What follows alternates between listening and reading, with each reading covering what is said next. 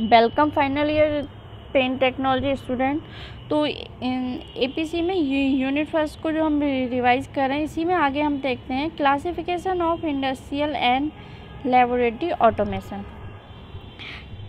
Process automation में हम देखेंगे कि कोई भी आपका रॉ मटेरियल को अगर हैंडल किया जा रहा है तो वो हमारी प्रोसेस ऑटोमेशन के अंतर्गत आता है। Deals mainly with handling of raw materials in forms such as liquids और पाउडर लाइक मतलब example in oil refinery, oil and gas and chemical industry. Raw material को हैंडल करते हैं हम, जैसे लिक्विड के फॉर्म में या पाउडर के फॉर्म में, वो हमारा प्रोसेस ऑटोमेशन कहलाता है। ये हमारे ऑयल रिफाइनरी इंडस्ट्री में, oil and gas industry and chemical industry में ज़्यादातर यूज़ होता है। डिस्क्रीट ऑटोमेशन हमारा होता है essentially deals with assembly of parts requiring high levels of mechanical motion to produce consumer electronic products and products for the automotive industry.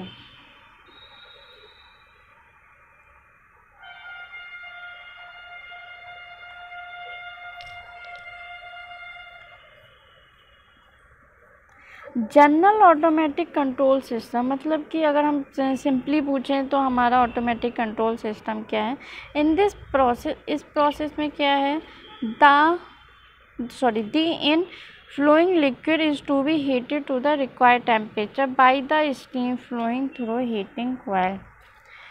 जितना हमको required temperature है, हम लिक्विड को हीट अप कर लेते हैं स्टीम फ्लोइंग के थ्रू, या मतलब कि या फिर हीटिंग का मतलब कि हमको टेम्परेचर को इंक्रीज़ करना है तो मेनली हम स्टीम का फ्लो कराते हैं, हीटिंग कॉइल्स वगैरह का। ठीक है, अब हमारा है कि हमको एग्जिट में कितना है। The temperature of exit flow is affected by the processes variables such as temperature and flow rate of the flowing fluid, temperature and flow rate of the steam, heat capacity of the fluids and heat loss from the vessels and mixer speed. Liquid to be heated mixer, temperature to be controlled, liquid flow out valve, steam condensate, simple heat exchanger process. हमारे अगर कोई भी simply heat exchanger process है, heat exchanger process में हमारा क्या होता है, कोल्ड फ्लूइड हमारा एक हमारे ट्यूब एंड पासेस होते हैं। ट्यूब में हम हॉट फ्लूइड फ्लो कराते हैं, और सेल एंड ट्यूब रहते हैं। ट्यूब में हम हॉट फ्लूइड फ्लो कराते हैं, सेल में हम कोल्ड फ्लूइड फ्लो कराते हैं। ये तो हमारा इनलेट का रहता है। आउटलेट के टाइम क्या होता है, जो हमने कोल्ड फ्लूइड का टेम्परेचर जो इनलेट के टाइम रहता है, आउटलेट में वही टेम्परेचर हमारा इंक्रीज होता है, और हॉट फ्लूइड में टेम्परेचर हमारा आउटलेट के टाइम डिक्रीज़ हो जाता है। अब वहाँ हमको ये देखना है कि हमारा रिक्वायर्ड टेम्परेचर कितना है। जैसे कि अगर हम वहाँ पे उस मशीन में हीट एक्सचेंजर प्रोसेस में हमारा मोटिव है कि हॉट फ्लूइड को हमें कोल्ड करना है। हॉट फ्लूइड को कोल्ड करना है तो यानी कि हमारा रिक्वायर्ड टेम्परेचर रहेगा हॉट फ्लूइड आपका अगर 45 डिग्री सेल्सियस के नियर अबाउट, और हमको 20 डिग्री सेल्सियस चाहिए, तो हम उसमें क्या करेंगे, अंदर टेम्परेचर को कंट्रोल करेंगे। तो टेम्परेचर को कंट्रोल करके ही हम करेंगे अकॉर्डिंग टू आउटलेट टेम्परेचर। आपको कितना आउटलेट टेम्परेचर चाहिए, तो अंदर मशीन के हम उतना ही टेम्परेचर को कंट्रोल करेंगे। अब ठंडा का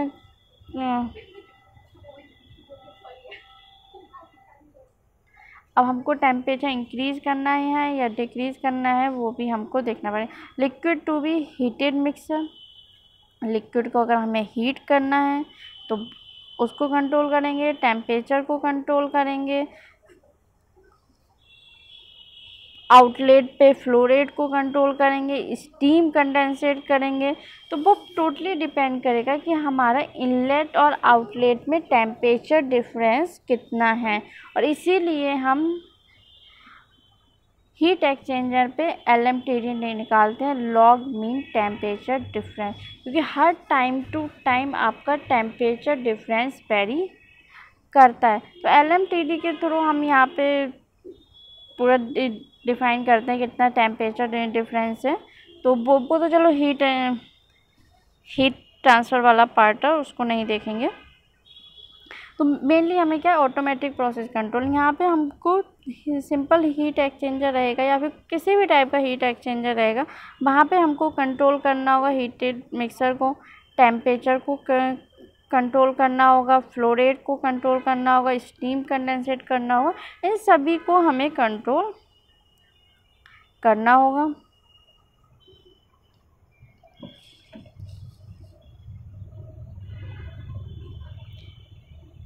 यहाँ पे आप देख सकते हैं सिंपल हीट एक्सचेंजर। आपका बेसल है, बेसल में आपका मिक्सर लगा हुआ है। मिक्सर क्या करेगा, यानी कि यह एक हमारा ये एजिटेटर है। एजिटेटर आपका हॉट एंड कोल्ड फ्लूइड को मिक्स करता रहेगा। जैसे कि हमारा एजिटेटर का काम क्या होता है, प्रोसेस को और इंक्रीज़ करना। अब इसमें मटेरियल जो है, मतलब लिक्विड है, लिक्विड हमारा हीट हो रहा है। हीट हमारा किसके थ्रू हो रहा है, स्टीम के थ्रू हमारा हीट हो रहा है। लेफ्ट हैंड साइड से देखिए स्टीम जा रही है, बॉल लगा हुआ है, यानी कि बॉल हमारा ओपन या क्लोज होगा requirement of temperature. Ball open हुआ, कोल्ड होगा लिक्विड, सॉरी स्टीम कोल्ड हो जाएगा तो वो बाहर कंडेंसेट होकर निकल जाएगा। Temperature to be control liquid flow out. Temperature control होने पर यहाँ पे बॉल्व ओपन होगा और आपका लिक्विड निकल जाएगा और लिक्विड फ्लो आउट। तो इसी तरीके से हमारा हीट एक्सचेंजर पे वर्क करता है ऑटोमेटिक प्रोसेस कंट्रोल। अगर हम यहीं पे मैनुअली देखते तो मैनुअली में क्या होता, आपका लिक्विड हीटअप है, हमें उसको ठंडा करना है या फिर हमको गर्म करना है, तो वहाँ पे हम क्या देंगे, स्टीम का फ्लो कराएंगे। अगर हमको हीटअप करना है, स्टीम का हमने फ्लो कराया, हीट होता रहा। थर्मामीटर वहाँ पे एक मैन पावर लगा रहेगा, वो थर्मामीटर से टेम्परेचर मेजर करता रहेगा। जैसे ही टेम्परेचर आपका मेजर होगा, वो क्या करेगा, स्टीम का फ्लो बंद करेगा। और यहाँ पे जो कुछ सेकंड का डिफरेंस होता है, स्टीम को बंद करना, मतलब स्टीम के बॉल को बंद करना, पहले मेजर करना, मेजर करने के बाद स्टीम के बॉल को बंद करना। ऐसा तो है नहीं कि उसने तुरंत मेजर किया, मेजर करते ही हमारी प्रोसेस स्टीम की बंद हो गई। तो वहाँ कुछ ना कुछ जो टाइम का डिफरेंस रहता है, उसी से ही टेम्परेचर हमारा इंक्रीज या डिक्रीज़ हो जाता। तो वहाँ पे क्या करते थे, जैसे कि आपका 5 डिग्री सेल्सियस या 2 डिग्री 3 डिग्री के सेल्सियस के डिफरेंस से, मतलब एक अनुमान रहता था कि हाँ इतना टाइम हमें बॉल्ब बंद करने में लगेगा, तो इतने में टेम्परेचर हमारा इंक्रीज। तो वहाँ पे हमारा टेम्परेचर में एरर आ जाता था। तो इन सब चीज़ों को हटाने के लिए ही प्रोसेस को हमारा ऑटोमेटिक किया गया है।